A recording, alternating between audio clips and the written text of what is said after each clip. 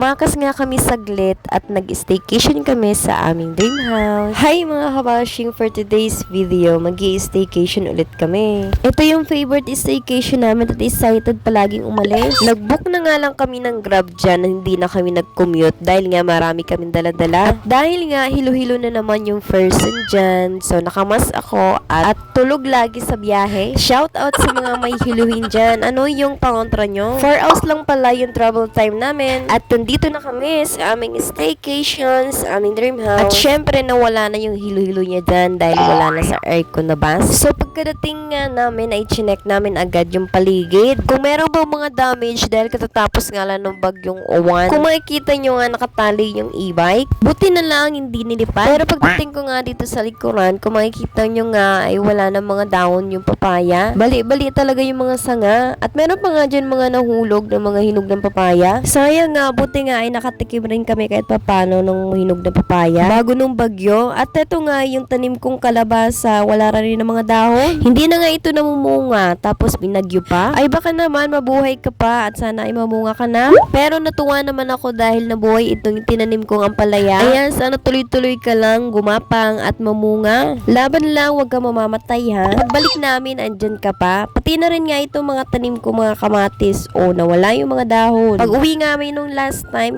pamunga na sana ito. Ito naman na malunggay ay munti ka na makalbo. Buti nga ay meron pang natira, meron pa akong magugulay mamaya. So bali yung mga halaman lamang sa labas, yung damage ng bagyo. Buti na lamang ay walang na damage dito sa aming dream house. Nagbihis nga agad ako dahil for the general cleaning na naman tayo. Ito yung staycation na ikaw yung maglilinis. Pero nakakatuwa lang dahil last staycation namin ay hindi pa tiles itong aking nililinisan. Kinabit na rin nga namin itong nabili naming shower curtain. Pero ang gusto ko nga sanang ilagay dito ay salamin ng partition. So for temporary nga lang ito. Pagkatapos nga yan ay nailagay na rin namin itong binili namin na seat cover ng aming munting e-bike. Nagustuhan ko nga yung kulay nito at saka hindi siya manipis. Sa mga oras nga ito ay nag-iisip na ako kung ano yung uulamin namin. So kinuha ko na lamang itong konting natira na malunggay. Pinutol na nga rin namin yung sanga dahil baka madami lang ito dahil nga papagawa na rin kami dito ng bubong. So alam na kung saan naman mapupunta ang bonus. So ang aming ulam for today ay ginataang malunggay na may isda. Prinito ko nga muna dyan yung isda at saka ko nilagay nang tapos na yung malunggay. Namiss ko din yung ganitong luto tapos nagmamantika. Habang kumakain nga kami ay tinatanong ko yung asawa ko, kailan kaya tayo magkakaroon ng lamesa? Yung hindi na tayo nakakuba habang kumakain. Pagkatapos na nga namin kumain ay umalis kami dahil makikapit bahay muna kami.